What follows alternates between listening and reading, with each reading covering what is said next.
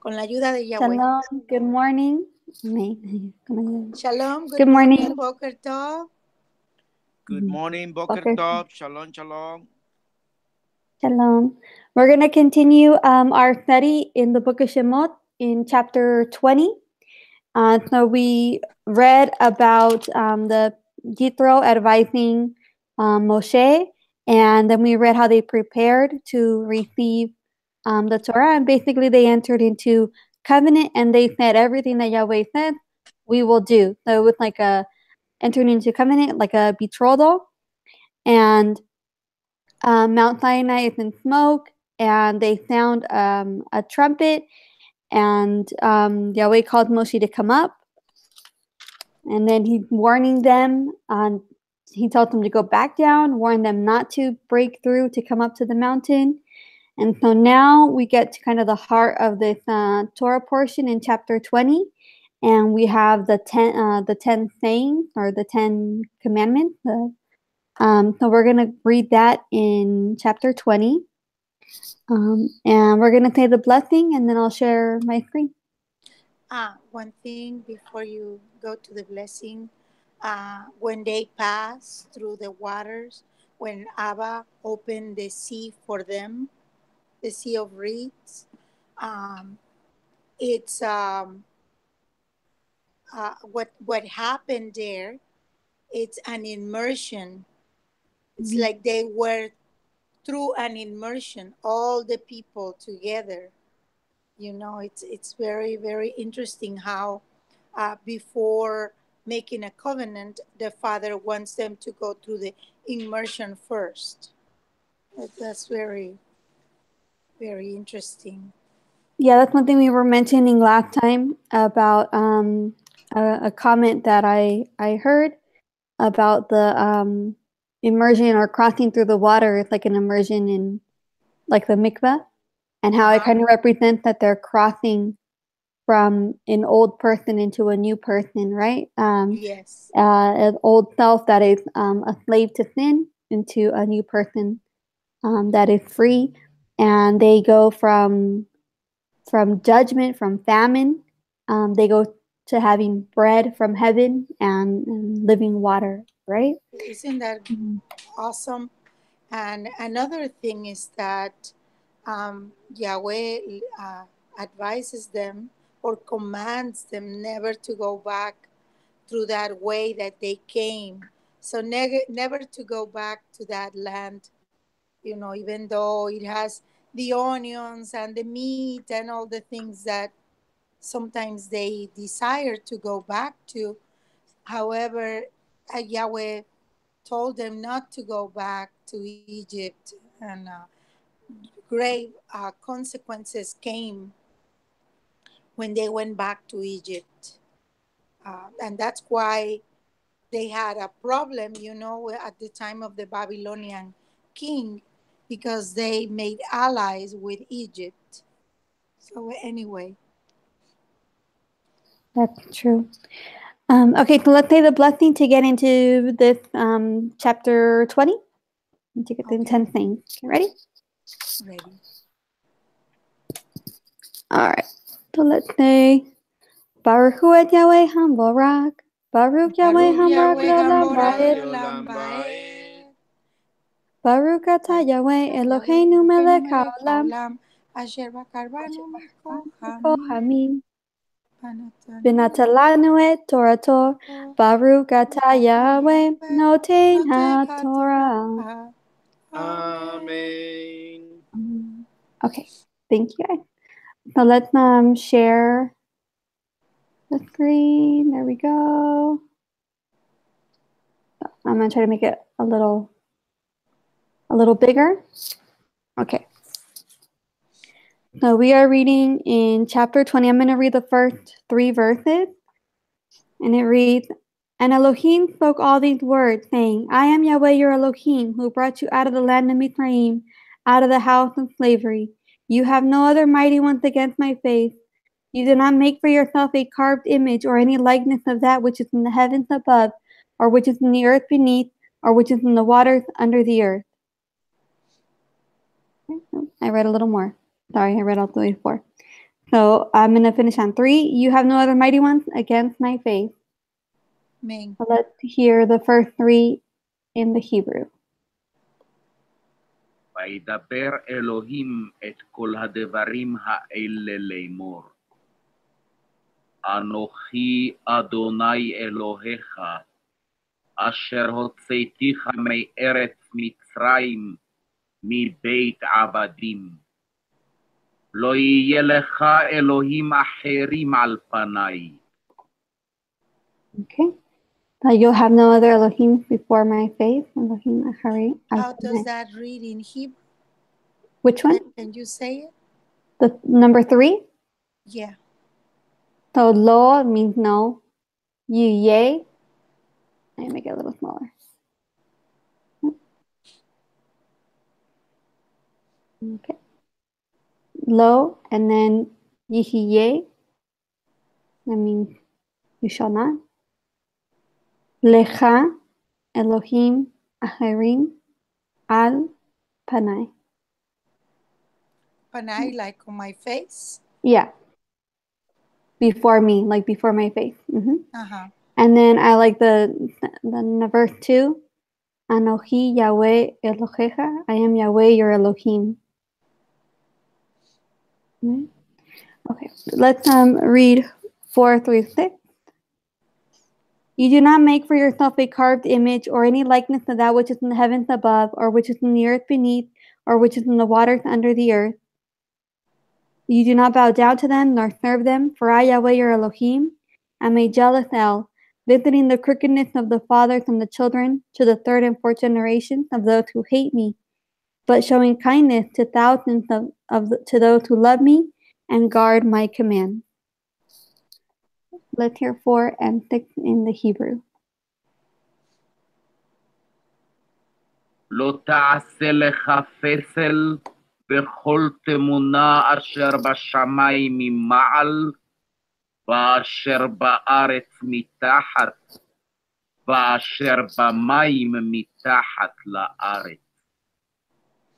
לא תשתחווה להם ולא תעבדם, כי אנוכי אדוני אלוהיך, אלקנה, פוקד עוון אבות על בנים, על שלישים ועל ריבעים לשונאי, ועושה חסד לאלפים, לאוהבי ולשומרי מצוותי. Okay. Verse 1 through 6. And then verse 7. You do not bring the name of Yahweh your Elohim to naught, for Yahweh does not leave the one unpunished who brings his name to naught. Verse 7. And let's hear that in the Hebrew. לא תישא את שם אדוני אלוהיך לשווא, כי לא ינקה אדוני את אשר יישא את שמו לשווא. And then 8 through 11. Remember the Shabbat day to set it apart. 6 days you labor and shall do all your work. But the 7th day is the Shabbat of Yahweh your Elohim. You do not do any work, you, nor your son, nor your daughter, nor your male servant, nor your female servant, nor your cattle, nor your stranger who is within your gates.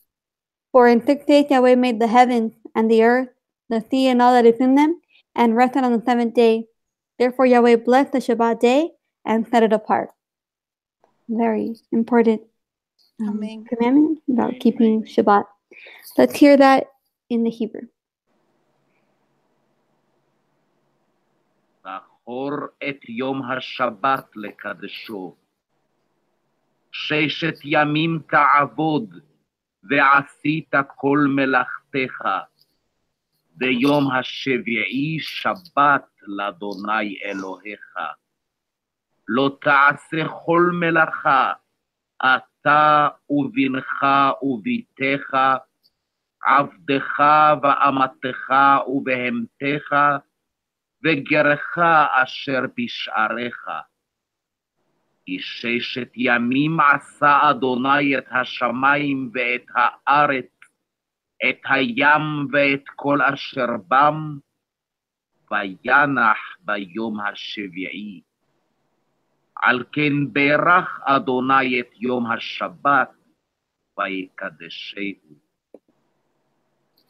Okay. And verse 12. Respect your father and your mother so that your days are prolonged upon the soil which Yahweh your Elohim is giving you. Okay. And it's also translated as honor. And the word we have here is kabed.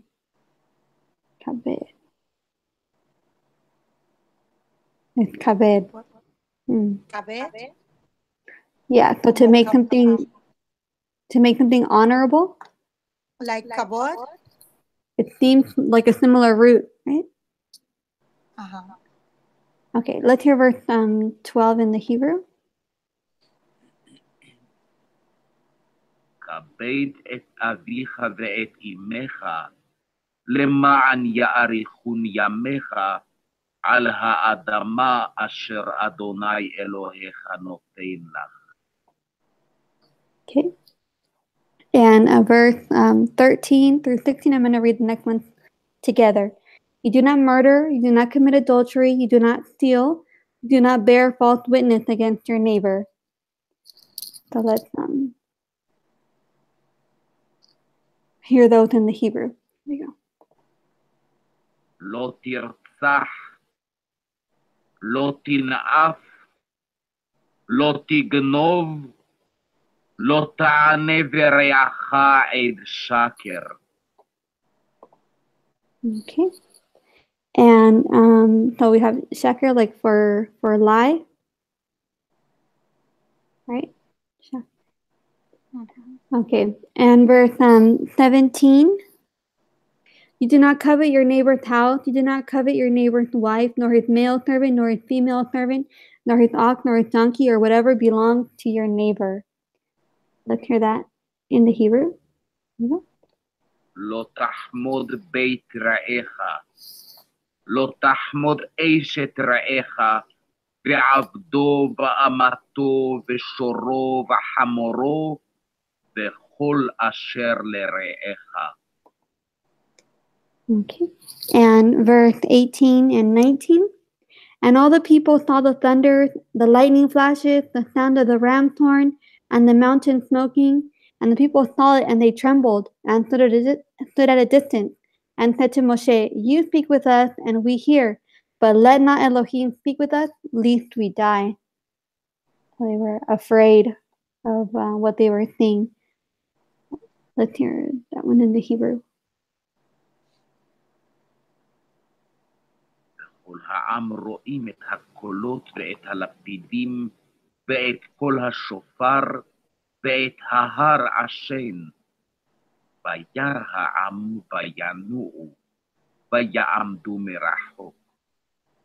ויאמרו אל משה, דבר אתה עמנו ונשמע, ואל ידבר עמנו אלוהים פן נמות. Okay. And verse 20 and 21. And Moshe said to the people, Do not fear, for Elohim has come to prove you, and in order that his fear be before you, so that you do not sin. So the people stood at a distance, but Moshe drew near the thick darkness where Elohim was. Very interesting. Okay, let's go ahead. Can I say something?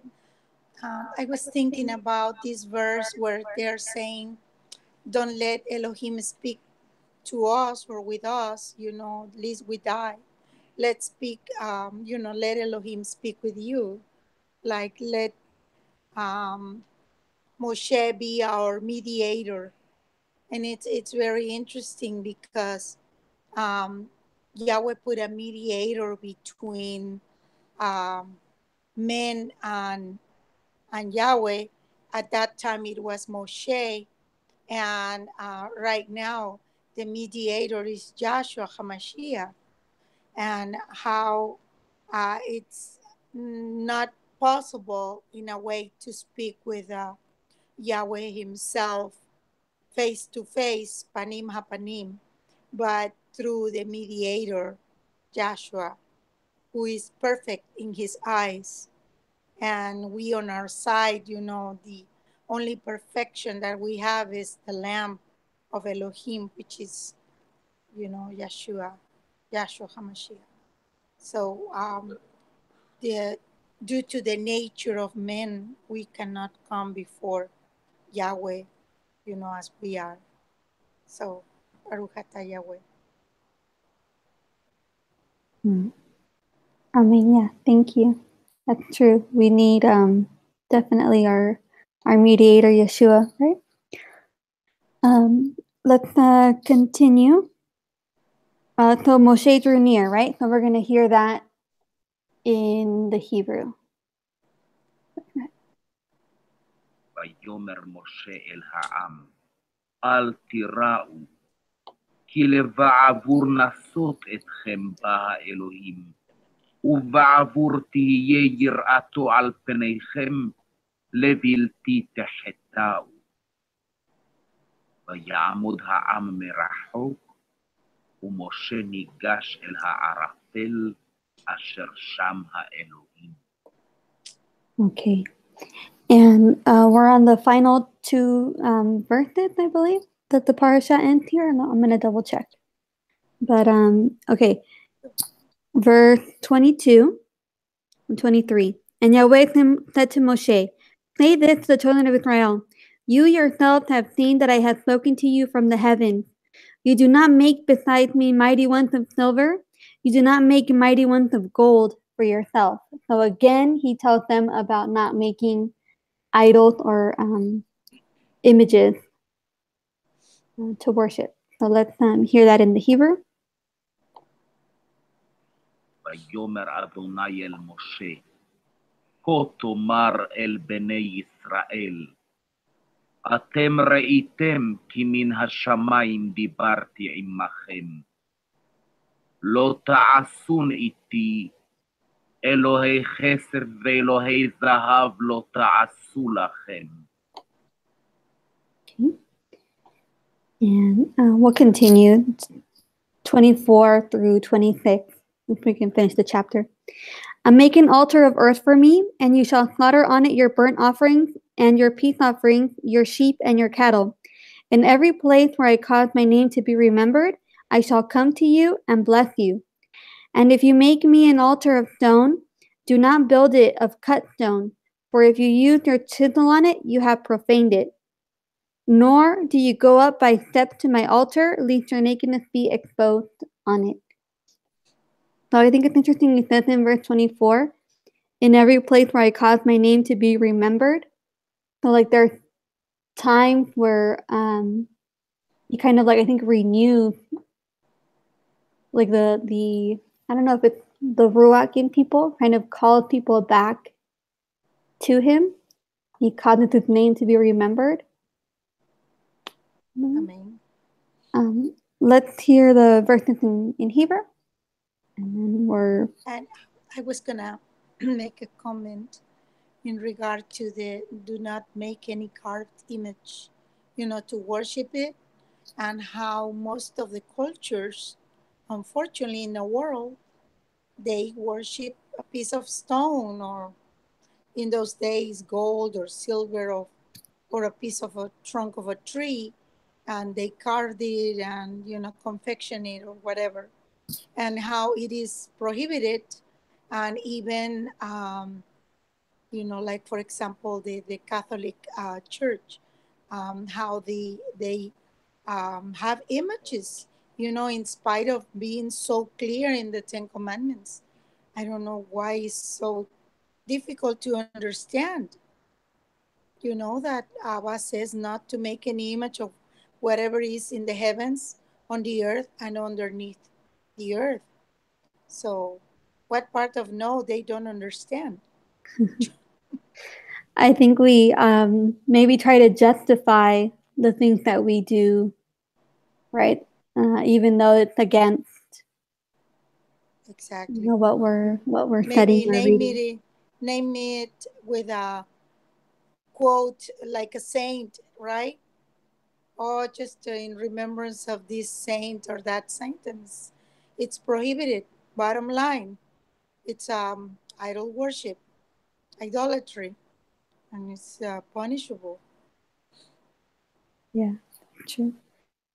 I'm just going to put the Hebrew for the last part, and then we can continue commenting on the other rest of the commandments that we read. So we're almost in here. Let's hear the last part. מזבח אדמה תעשה לי, וזבחת עליו את עולותיך ואת שלמך, את צונך ואת בקריך, בכל המקום אשר אזכיר את שמי, אבוא אליך וברכתיך. ואם מזבח אבנים תעשה לי, לא תבנה את הן גזית, כי חרבך הנפת עליה ותחלליה. ולא תעלה במעלות על מזבחי, אשר לא תגלה ערוותך עליו. Okay. That concludes the Torah portion. So if you guys want to comment on the 10 things, the 10 commandments. I have a comment in regards to the verse about adultery. When Moshe came, he spoke about a prophet just like him that was going to come, and he was referring to the Mashiach. And he said that whoever doesn't hear to that prophet, that person will be cut off, or not counted with the people of Yahweh. And one of the things that Yeshua has to say in regards to idolatry is that if a man looks to a woman with desire or lust, that person committed adultery with her in his heart. So Yeshua went even beyond the letter of the law to explain to us how important it is, the kavanah, the intention of the heart. So in that regard, it's a little bit more strict, if you think about it, than the way it was presented in the first time. So for Yeshua, always the intention of the heart in whatever we do, it's very, very important, because it's what at the end is going to be considered. I'm so glad you mentioned that. That's true. How he kind of had a higher standard that he wanted people to live at. And I think in a way, legalistic in a good way, in a positive way, and in the correct way, right? That it's not about the form, right? It's about the intention of the heart, the sincere heart, I think. Exactly. Well, if we do something with insincerity, it's like if you didn't do it, right? So whatever we do, it has to be done with the right intention, the right kavanah. And that's the only way that it's gonna be considered kosher, acceptable before him. He says to present our bodies as a living sacrifice that is daily, just like the priests of old. They will come every day, light the candle, the menorah, and they presented themselves before the Almighty, and they lit the menorah and kept it burning every day. In a way, we present before our Maker every day, and we say, I'm your servant. We were rescued from the law of sin and destruction, we were snatched from the hands of the enemy, and we come into his marvelous light, and we are supposed to live a life of integrity and purity, and the best that we can, right? Because we live in a society where it happened what Yahweh said it was going to happen, The good is gonna be called bad, and the bad is gonna be called good. But in spite of that, we know what we should do. We know what is good. We know what is bad. And even though sometimes we make mistakes, we the Ruach Hakodesh will, convict us or whatever of whatever we did wrong, and we come before Him and acknowledge our sin or our fault, and we continue ahead trying to do better and to represent Yahweh before the people of the earth, because we are His ambassadors, His representatives, whatever we do or wherever we are at. Yeah, that's true. And it's very good comment. And I just wanted to add one thing that I kind of noticed is, 5 of the commandments are supposed to be between us and our neighbors, right? Between us and other people.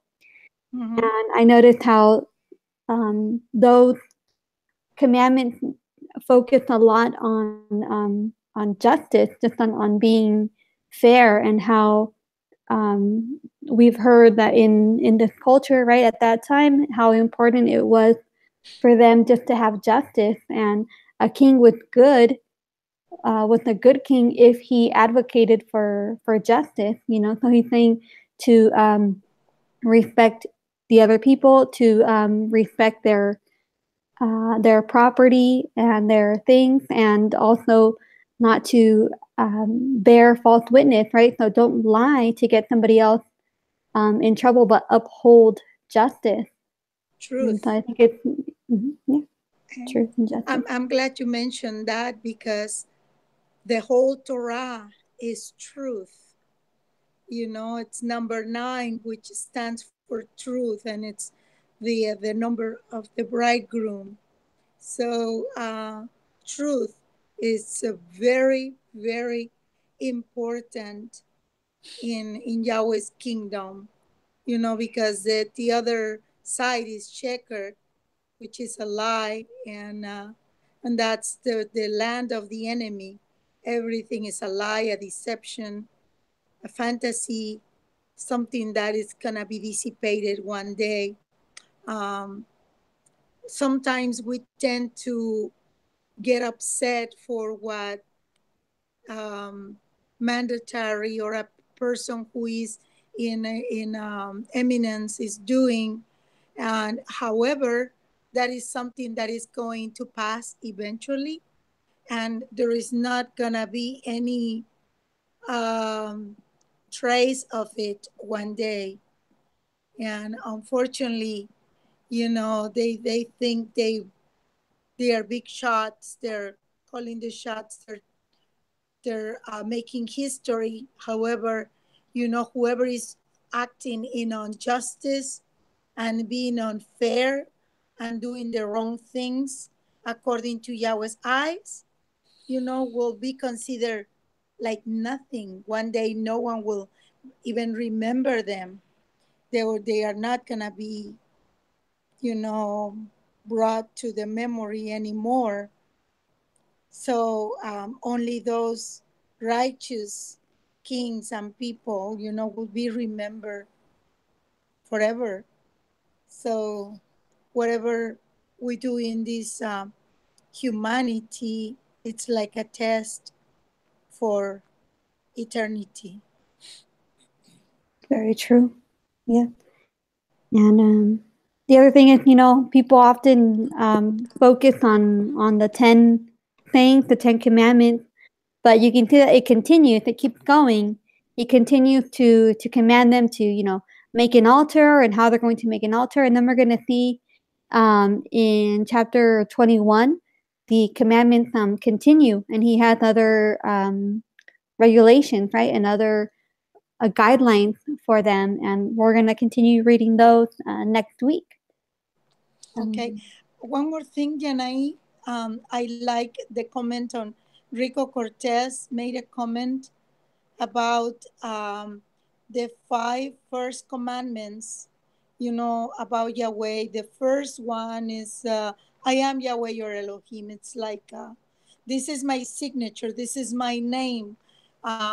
Recognize me, and to bring his name to naught, people usually consider that, oh, it's like we're saying his name in vain, or but actually is not mentioning his name, like if he doesn't exist, or um, not bring it to the memory, or make of his name a memorial, because he is famous. He is the most high being in the whole universe. And not even wanting to pronounce his name, it's not reverence, but it is really like, uh, to me, in a way, is like bring his name to naught, like if it didn't exist. Um, Unfortunately, when the people of Israel went to Egypt, um, Yehudah was forbidden to use the name of Yahweh in the midst of so much idolatry. They were not supposed to be back in the first place, but once they were there, Yahweh commanded them not to pronounce his name. Um, but when they come out of Babylon, they completely stopped using his name, because the Babylonians didn't pronounce the names of the most high gods that they had. But Abba never said not to pronounce his name. He even said to make a memorial of his name, and that's to call upon it. It's so many things, but never to not to mention his name. And even he says, you had forgotten my name. And it's something that is coming back again, the pronunciation of the name. And some people are appalled because of that, and upset, but they don't see that is something that is prophetic.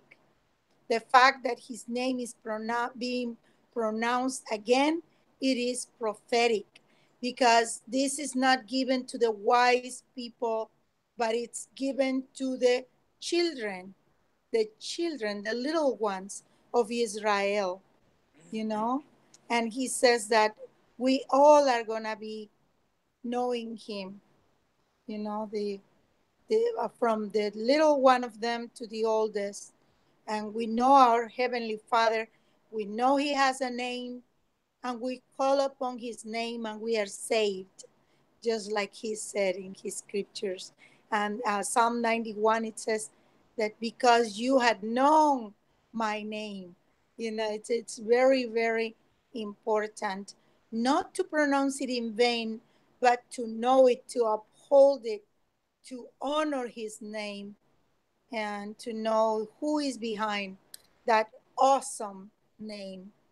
And I don't know, some people call him one way or another.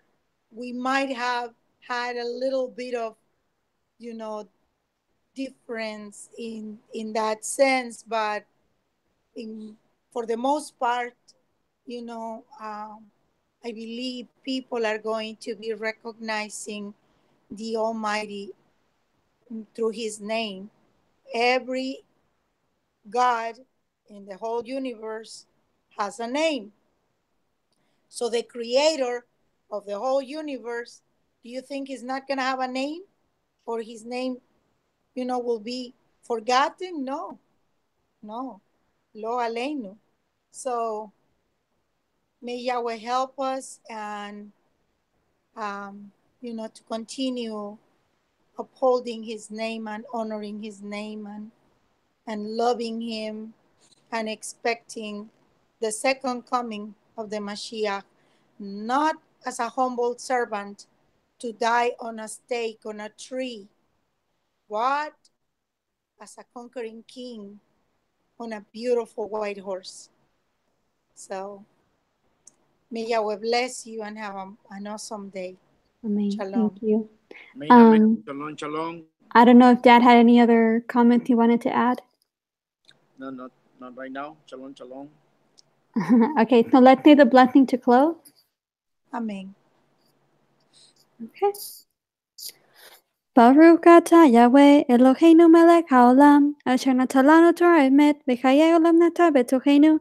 Baruch atah Yahweh noten haTorah. Amen. Thank you, guys. Thank you. Shalom. Yahweh Shalom, bless shalom. you and keep you. Make He make His face shine upon you and give you shalom. Shema Israel. Yahweh Eloheinu, Yahweh Echad. Baruch Shem Kevod Malchuto Leolam Ba'ed. Shalom.